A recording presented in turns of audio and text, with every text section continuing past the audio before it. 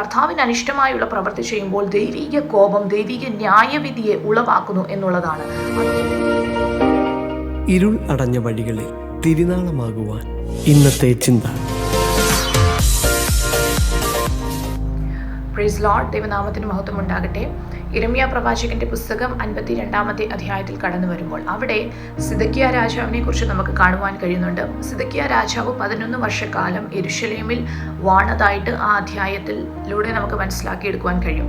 തൻ്റെ വാഴ്ചയുടെ കാലഘട്ടത്തിൽ നെബൂഖദ്നേസർ രാജാവും തൻ്റെ സൈന്യവും യെരൂശലേമിലേക്ക് കടന്നു വരികയും പലരെയും അവിടെ നിന്ന് ബാബേലിലേക്ക് ബദ്ധരാക്കി കൊണ്ടുപോകുന്നതായിട്ടാണ് നമുക്ക് കാണുവാൻ കഴിയുന്നത്. ദൈവത്തിൻ്റെ ആലയത്തിൽ ശലോമോൻ ഉണ്ടാക്കി വെച്ചിരുന്ന പല ഉപകരണങ്ങളും, സ്വതം പൊന്നു, വെള്ളി മുതലായ പല സംഭവങ്ങൾ ഇവര് യെരൂശലേമിൽ നിന്ന്, അല്ലെങ്കിൽ ആ ദൈവത്തിൻ്റെ ആലയത്തിൽ നിന്ന് ബാബേലിലേക്ക് എടുത്തുകൊണ്ടു പോകുന്നതായിട്ട് നമുക്ക് കാണുവാൻ കഴിയുന്നുണ്ട്.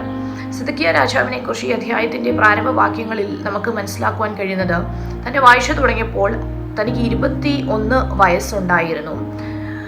2ാമത്തെ വാക്യത്തിൽ ഇങ്ങനെ പറയുന്നു, യെഹോയാക്കീം ചെയ്തതുപോലെ ഒക്കെയും അവൻ യഹോവയ്ക്ക് അനിഷ്ടമായുള്ളത് ചെയ്തു. ദൈവത്തിന് ഹിതമില്ലാത്ത പ്രവൃത്തി ചെയ്ത ഒരു രാജാവായിരുന്നു സിദക്കിയാവ്. 3ാമത്തെ വാക്യത്തിൽ യഹോവയുടെ കോപം ഹേതുവായി യെരൂശലേമിനും യഹൂദയ്ക്കും അങ്ങനെ ഭവിച്ചു. അപ്പോൾ ദൈവത്തിന് അനിഷ്ടമായുള്ള പ്രവൃത്തി ചെയ്തപ്പോൾ കർത്താവിൻ്റെ കോപം ആ ദേശത്തിന് മേൽ വരികയും ദൈവീക കോപം നിമിത്തം ചിലതൊക്കെ അവരുടെ ജീവിതത്തിൽ സംഭവിപ്പാനിടയായി തീർന്നു. യഹോവയുടെ കോപം നിമിത്തം ഇങ്ങനെ സംഭവിച്ചു. യെരൂശലേമിനും യഹൂദയ്ക്കും അത് സംഭവിപ്പാനിടയായി തീർന്നു. അവന്റെ വാഴ്ചയുടെ 9ാം ആണ്ടിൽ 10ാം മാസം 10ാം തീയതി ബാബേൽ രാജാവായ നെബൂഖദ്നേസർ തന്റെ സർവ്വ സൈന്യവുമായി യെരൂശലേമിന്റെ നേരെ വന്ന് പാളയമിറങ്ങി അതിനെതിരെ ചുറ്റും കൊത്തളങ്ങൾ പണിതു. അവർ കൊത്തളങ്ങൾ പണിയുവാനിടയായി തീർന്നു. അതിനുശേഷം നമുക്ക് അവിടെ ഒരു ക്ഷാമം സംഭവിക്കുന്നതായിട്ട് കാണുവാൻ കഴിയുന്നുണ്ട്. ക്ഷാമം സംഭവിക്കുമ്പോൾ ഈ മതിലുകളെ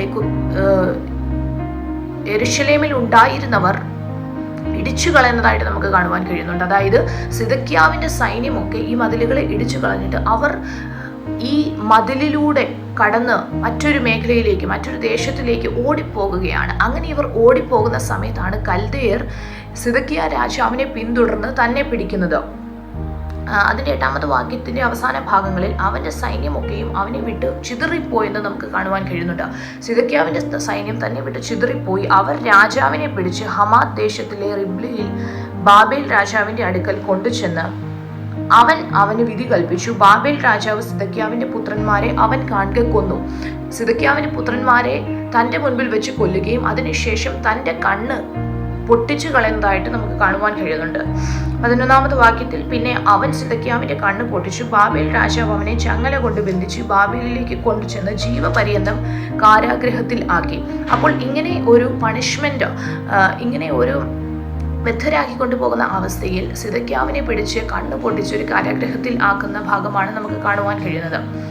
താഴോട്ട് വായിച്ചു വരുമ്പോൾ ആ യെരൂശലേമിൽ ഉണ്ടായിരുന്ന എല്ലാ ഉപകരണങ്ങളും ശലോമോൻ രാജാവിന്റെ കാലഘട്ടത്തിൽ താൻ ഉണ്ടാക്കി വെച്ചിരുന്ന ആലയത്തിന്റെ ഓരോ സാമഗ്രികളും ഇവർ ബാബേലിലേക്ക് കൊണ്ടുപോകുകയാണ്. അതിനെക്കുറിച്ചൊരു വിവരണം 3-4 വാക്യങ്ങളിൽ നമുക്ക് കാണുവാൻ കഴിയുന്നുണ്ട്.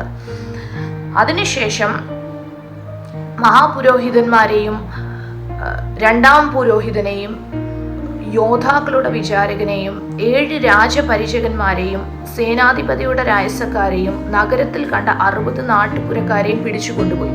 അപ്പോൾ അവർ കണ്ട സകല വ്യക്തികളെയും അവർ ബാബേലിലേക്ക് കൊണ്ടുപോകുകയാണ്. അതിനുശേഷം അവർ ഈ ജനത്തെ വെട്ടിക്കൊല്ലുന്നതായിട്ട് നമുക്ക് കാണുവാൻ കഴിയുന്നുണ്ട്. കൊന്നുകളയുന്നു.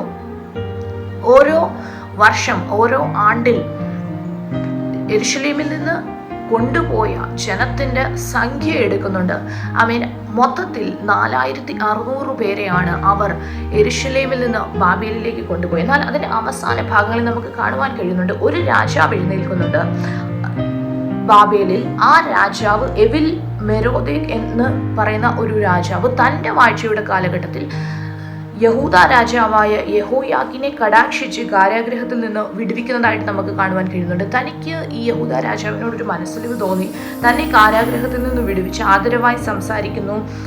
തനിക്ക് വേണ്ടിയുള്ള എല്ലാ കാര്യങ്ങളും ചെയ്യുന്നു. തൻ്റെ കാരാഗ്രഹ വസ്ത്രം മാറ്റി അവന് ജീവപര്യന്തം നിത്യവും അവൻ്റെ സന്നിധിയിൽ ഭക്ഷണം കഴിക്കുവാനുള്ള അവൻ ക്രമീകരണങ്ങളെ ഒരുക്കി കൊടുക്കുകയാണ്. അവന് അഹോവൃത്തി ബാബേൽ രാജാവ് അവൻ്റെ മരണ ദിവസം വരെ ജീവകാലമൊക്കെയും നിവർത്തിക്കുന്ന ദിവസം പ്രതിയുള്ള ഓരോ ഓഹരി കൊടുക്കുന്നുണ്ട്.